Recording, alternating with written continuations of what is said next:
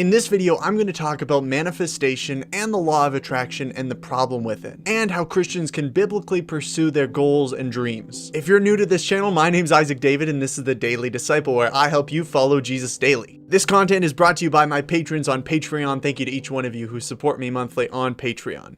The idea of manifestation comes from what is called the law of attraction, which is a New Age philosophy. One manifestation website says this. It says, manifestation is looking into your own eyes and declaring your desire. Manifestation means to be the creator of your own reality. What we decide to focus on will expand. If that hokey New Age lingo isn't enough for you, you should know that it was majorly popularized by Oprah. You see, in the early 2000s, Oprah had this book club where she would get all her middle-aged lady viewers to pick up this one specific book, whatever it was for that month, and follow along in the discussion. Now, as you can imagine, whatever book she declared was the book of the month, that book spiked in popularity overnight. Oprah's approval meant a lot back then, unfortunately. The Secret was one such lucky book. Why do you call it The Secret?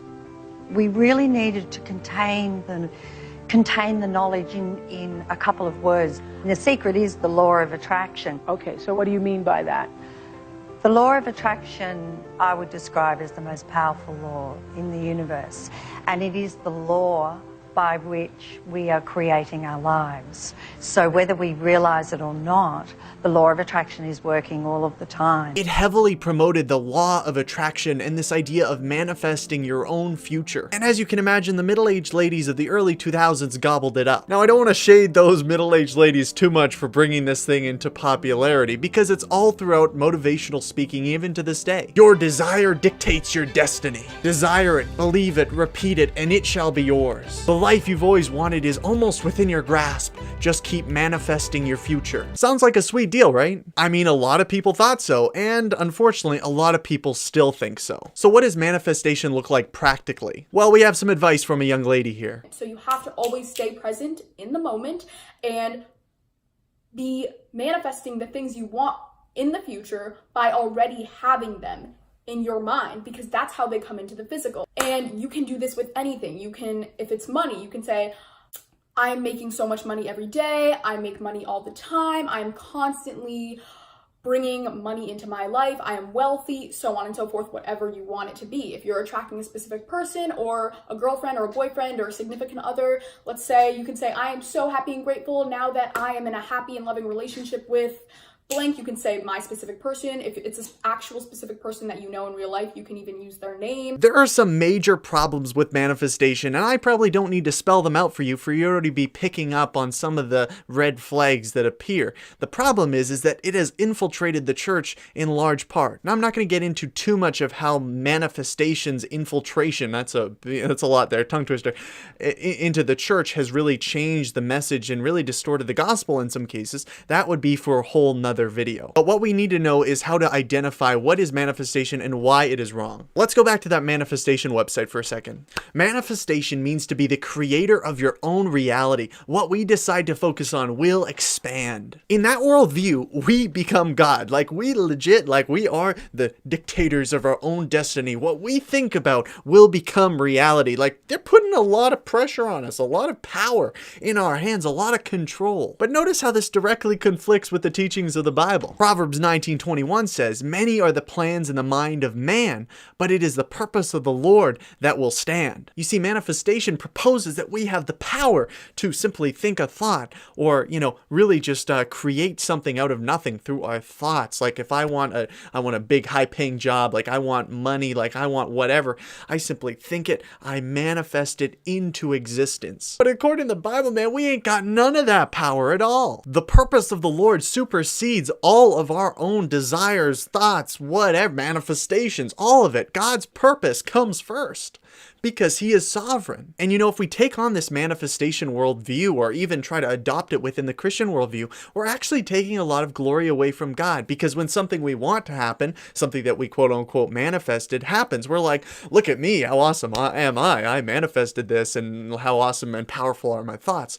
But it's like, yo, God did that, bro. Like, you did not do that. So we take the glory away from God that he deserves. And don't miss this too. The ugly truth of manifestation is that manifestation God does not deliver. You know, I'm convinced that manifestation only works if you have rich parents. No, but really, people have this obsession of asking the universe for stuff. Like, you can be in a conversation just randomly and they're like, I put it out there into the universe, or I asked the universe for it. And it's like, bro, the universe doesn't care about you. And I don't say that to be mean. I say that to direct you to God, who actually does care about you. You know, as Christians, we're called to bring all of our requests to God. But that doesn't mean they're always going to happen or always going to come true. And honestly, it's a good thing that they don't always come true, because God is infinitely wiser than us. If you got every single thing you wanted when you wanted, you would miss out on a lot of growth and also learning to rely on God. The Big Dipper doesn't care about you, but God does. So you're asking me, Isaac, yeah, but does this mean our thoughts don't matter at all? No, they do matter. No, our thoughts are important, and the Bible makes that clear. It actually talks about how we need to take every thought captive. It's not good for Christians to dwell in thoughts of self-pity or anger or anxiety. Like, those things should be submitted to God. We ought to submit our thoughts to Him.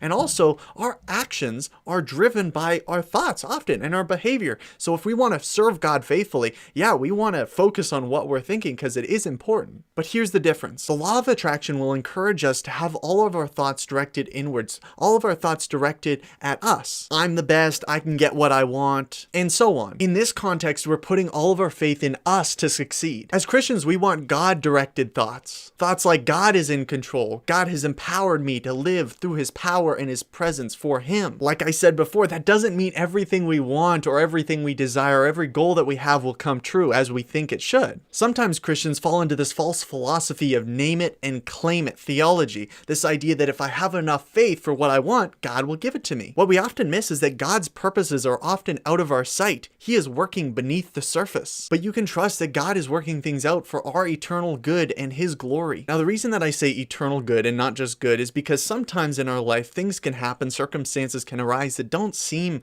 good. Like, I mean, you even think about the disciples, right? Was their martyrdom good? Was that good? Like, did they have nice, good lives? Was God looking out for them?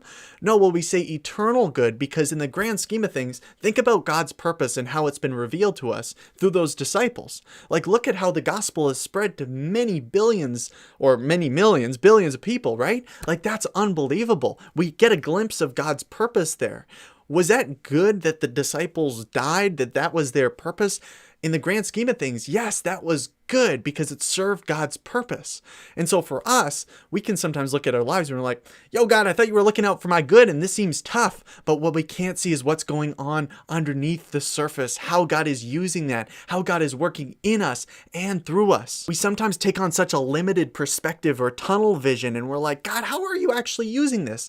And because of that, we kind of maybe sometimes fall into this tendency of like, name it and claim it. Like, if I just believe, I will get what I want, or manifestation. If I just like think about something or think about making money, it will just come to me. These can be tempting philosophies, but ultimately when we can submit our own desires to God and submit our life to Him, and that's not an easy thing to do, but when we can say, God, like, I give my life to you, I want to submit my life to you, and it's a daily thing because each day we're tempted to, follow what I want or do, all these kind of things that are aligned with my own kind of selfish desires, but it's being open and attentive to where God is leading us. And that's one of the missions of daily disciple ministry, is to help people see what it looks like to follow Jesus daily. Part of that, and a big aspect of that, is submitting our lives to Him, our day to Him, and say, God, like, I have these goals, I have these desires, help align them with your heart, help align them with your will, because it's not a bad thing to want to pursue, like, you have goals in this area or whatever, like, that's awesome. But the key is being attentive to what God is saying to us through other people, through circumstances, through His Word, through the Holy Spirit, being attentive to those things so we're able to properly discern, okay, this is a good direction. Okay, I'm going to keep going here. And it's a process. I'm not going to say this is an easy thing, like you're going to get a sign from God and be like, okay, I know what's going on. But it's like, I'm going to submit my life to Him. That's the best place to be, because I want to be following Jesus. That's going to be the best place for me. The last thing is, remember that God is working underneath the surface. Sometimes His purpose is out of sight, but it is always for our eternal good and His glory. Thank you so much for watching. I really appreciate it. If you're new here, subscribe down below because I'm putting out new videos all the time. If you have topic suggestions for future videos, leave them down in the comments and I'd love to know your thoughts about this video. A lot of you don't know, I have an Instagram at It's Isaac David and a TikTok at It's Isaac David as well. I'm I'm very active on TikTok, so if you're on there, definitely give me a follow, and it's very fun. I really enjoy it, and I will see you guys next time. God bless.